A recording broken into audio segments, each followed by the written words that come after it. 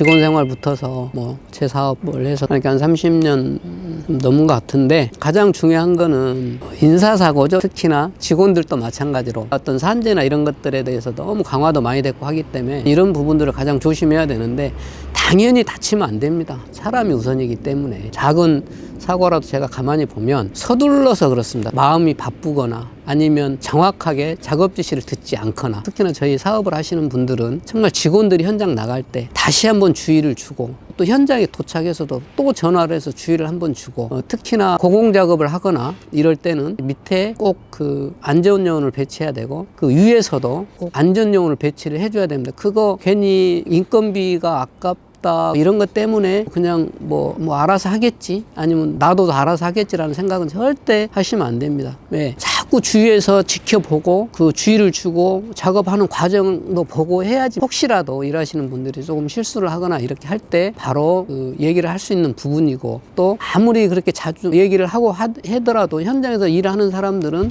그 사람들도 그날 컨디션에 따라서 어쩔 때는 또 꼼꼼히도 하고 어쩔 때는 또 대충 하고, 이런 일들이 사실 비일비재하거든요. 왜냐하면 간판이라는 게 아무리 여기서 제작을 해서 밖에 나갈 때는 결국은 사람이 걸어야 되는 건데, 특히나 유리 건물 같은 경우 시공을 하기 위해서 드릴질을 하든 피스질을 하든 그렇게 할 때 유리에 파손을 하게 돼서 그거에 대한 또 배상, 이런 것들도 정말 주의해야 됩니다. 유리와 유리 사이에 피스를 받거나 할 때는 가느다란 PVC 같은 거를 피스 겉에 넣어가지고 시공을 해주는 방법, 이런 방법들도 꼭 신경 쓰셔야 되고, 벽면 이런 데 앙카 박으실 때도 좀 급하다 해서 구멍 타공하고 나서 그 실리콘을 쏘거나 이럴 때도 내부용을 쓰거나 이런 걸로 쓰면 그 시간이 오래 지나거나 이러면 그 실리콘이 강하지 않다 보니 갈라지거나 해서 그 사이로 물이 들어가는, 이렇게 돼서 이제 그 부분 때문에 또 이제 누수가 발생되거나 이러면 또 그런 어려운 점도 있습니다. 그러니까 앙카를 타공을 하고 나면 꼭 실리콘도 외부용으로, 물론 이제 내부용 본다는, 외부용이 이제 조금 비싸죠. 조금 비싸지만 조금 비싼 게 결국은 나중에 AS가 발생되지 않거나 그러면 그게 더 훨씬 그 값어치 있는 시공 방법으로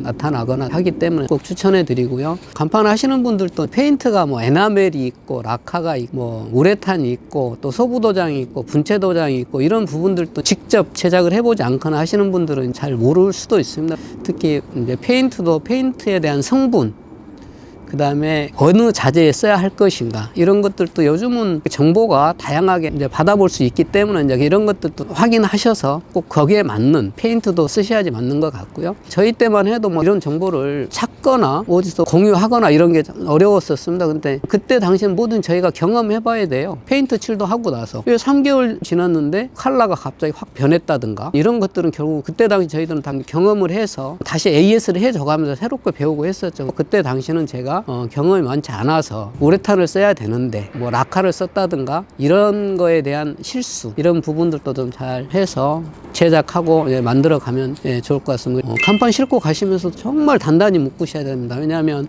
간판에 무게도 있고 도로를 달리다 보면 이제 줄이 풀린다든가 이렇게 돼서 사고 나는 경향도 있거든요.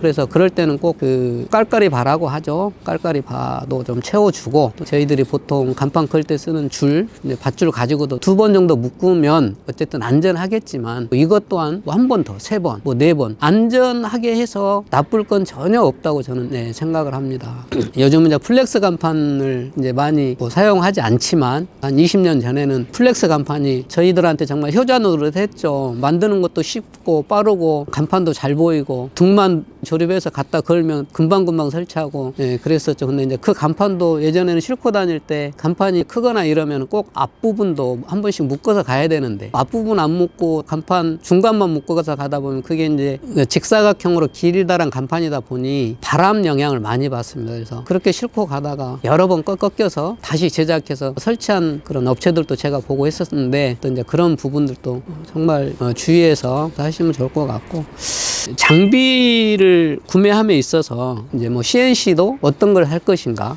아니 뭐 레이저기도 뭐 어떤 걸 구매를 할 것인가, 뭐 놀도 있고 평판 UV 프린터기도 있는데, 장비는 워낙 비싸고 이러다 보니까 간판 사업 하시는 분들 장비 세팅 하려면 한 3-4천 정도는 들여야 장비 세팅을 하는 것 같아요. 현재 내가 하고 있는 업에 맞는 용도에 맞는 장비를 꼭 구입을 하셔야 되지. 저는 이제 3번 정도 장비 구매를 해서 후회를 좀 해봤었거든요. 그래서 이제 첫 번째는 이제 1톤 크레인을 사가지고 후회를 좀 많이 했고요. 두 번째는 커팅 플로터도 그것도 사서 후회를 했고, UV 프린터기도 사서 후회를 했었는데, 어쨌든 이런 장비를 사면서 좀 잘 선택하고 판단해서 사시는 게 좋을 것 같습니다.